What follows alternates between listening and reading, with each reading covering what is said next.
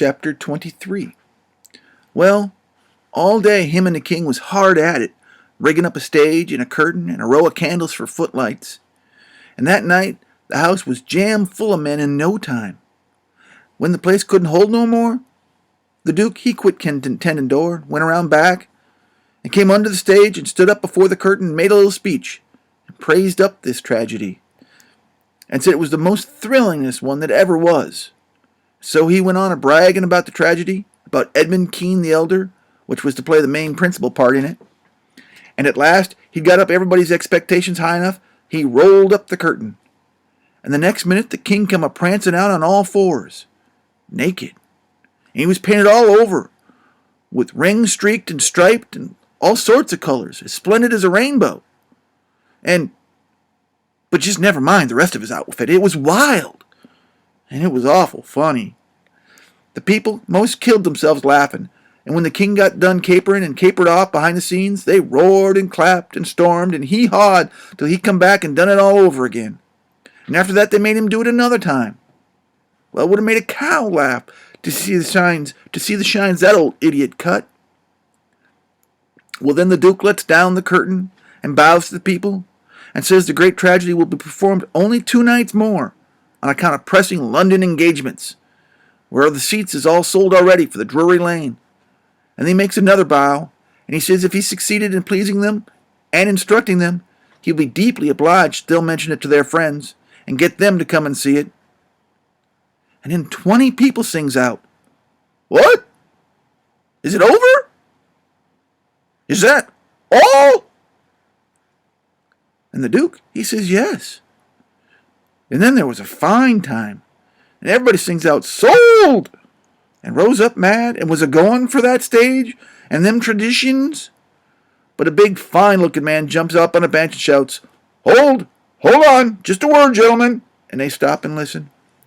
"We are sold, mightily badly sold. But we don't want to be the laughing-stock of this whole town, I reckon. And never hear the last of this thing, not as long as we live. No. What we want to do is go out here quiet and talk up this show and sell the rest of the town. And then we'll all be in the same boat. Ain't that sensible? Yeah, you bet it is. The judge is right." And everybody sings out, "Well, all right then. Not a word about any sell. Go along home and advise everybody to come and see the tragedy."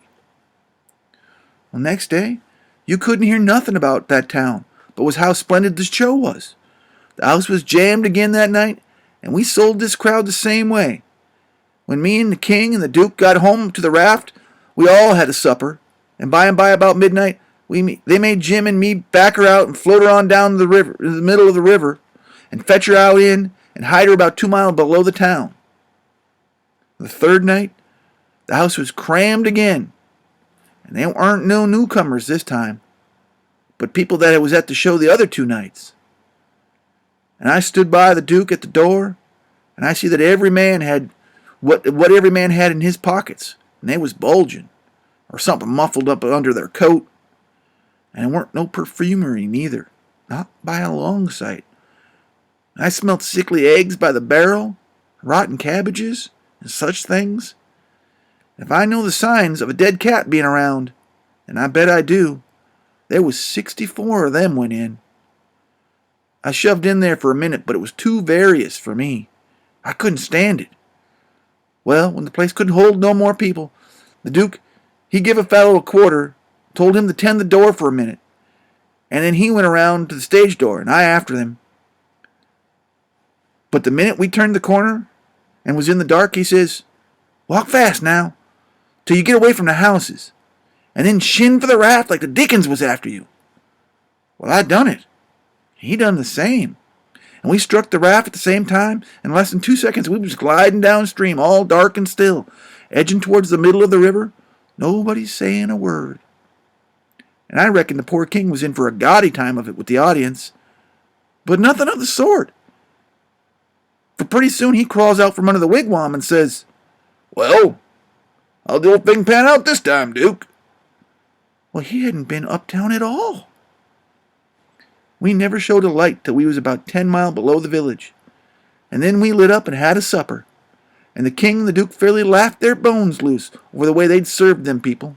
And the Duke, he says, "Greenhorns, flatheads. I knew the first house would keep mum and let the rest of the town get roped in. I knew the third they'd lay for us. And consider it was their turn now. Well, it is their turn. And I'd give anything to know how much they'd take for it. I would just like to know how they're putting in their opportunity. They can turn it into a picnic if they want to. They brought plenty of provisions." Them rapscallions took in $465 in that 3 nights. I never seen money hauled in by the wagon load like that before. And by, when they was a-snoring and asleep, Jim says, "Don't it surprise you the way them kings carries on, Huck?" "No," I says, "it don't." "Why don't it, Huck?" "Well, it don't because it's all in the breed. I reckon they're all alike." "But, Huck, these kings of ours is regular rapscallions. That's what they is. They's regular rapscallions." "Well, that's what I'm a-saying.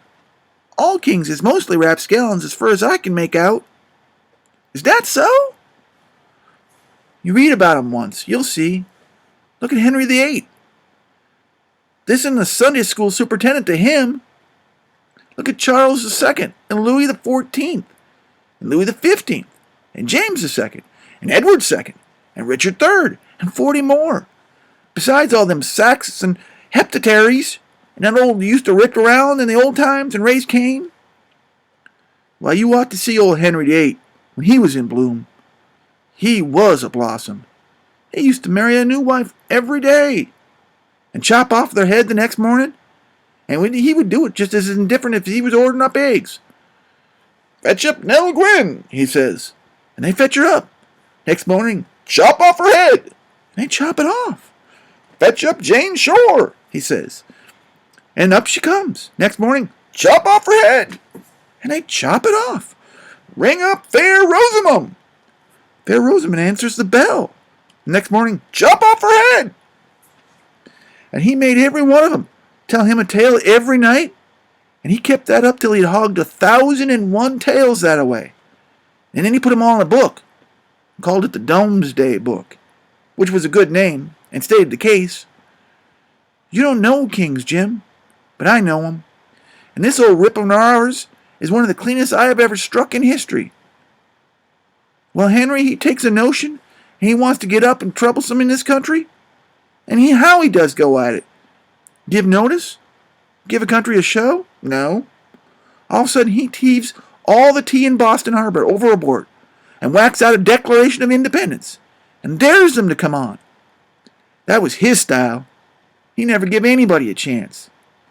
He had suspicions of his father, the Duke of Wellington. What did he do? Ask him to show up? No. He drowned him in the butt of a Mamsie, like a cat. Suppose people left money laying around where he was. What'd he do? He collared it. Suppose he was contracted to do a thing, and you paid him, and didn't sit down there and see that he done it. What did he do? He always done the other thing. Suppose he opened his mouth. What then? If he didn't shut it up powerful quick, he'd lose a lie every time. Well, that's the kind of bug that Henry was. And if we'd have had him along instead of our fool kings, they'd have fooled that town a heap worse than ourn done. I don't say that arms is lambs, 'cause they ain't. But when you come right down to it, to the cold facts, they ain't nothing to that old ram anyway. All I got to say is kings is kings, and you got to make allowances. Take 'em all around, is a mighty ornery lot.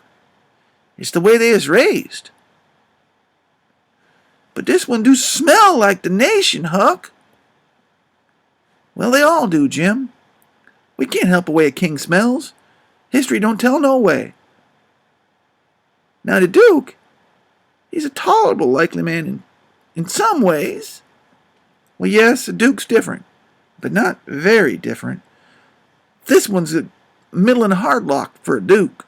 When he's drunk, there ain't no nearsighted man that can tell him from a king. Well, anyways, I don't hanker for no more of 'em, Huck. This is all the kings and dukes I can stand. Well, that's the way I feel too, Jim.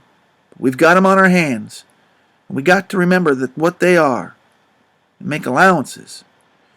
Sometime I wish we could hear of a country that's out of kings. Wouldn't that be fine? But what was the use to tell Jim that these weren't real kings and dukes? It wouldn't have done no good. And besides, it was just as I said. You couldn't tell him from the real kind. Well, I went to sleep, and Jim, he didn't call me when it was my turn. He often done that. When I waked up just at daybreak, he was sitting there with his head down betwixt his knees, moaning and moaning to himself. I didn't take notice nor let on. I knowed what it was about. He was thinking about his wife and his children away up yonder, and he was low and homesick because he had never been away from home before in his life. I do believe he cared just as much for his people as the white folks does for them. I know it don't seem natural, but I reckon it is natural. He was often moaning and mourning that away at nights when he judged I was asleep and saying, "Poor little Elizabeth, poor little Johnny. It's mighty hard, I expect. I ain't never going to see you no more. No more." Jim, he was mighty good, Jim was. But this time, I somehow got to talking to him about his wife and the young ones. And by he says, "What makes me feel so bad is because I hear something over yonder at the bank, like a whack or a slam a while ago. And it reminded me of that time I treated my little Elizabeth so ornery. She was only about 4 or 6 years old, and she tuck into the skylartic.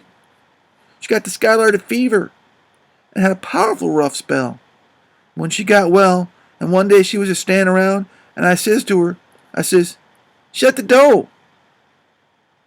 And she never done it. Just stood there, kind of smiling at me, and it made me mad. So again I says, mighty loud, I says, 'Don't you hear me? Shut the door.'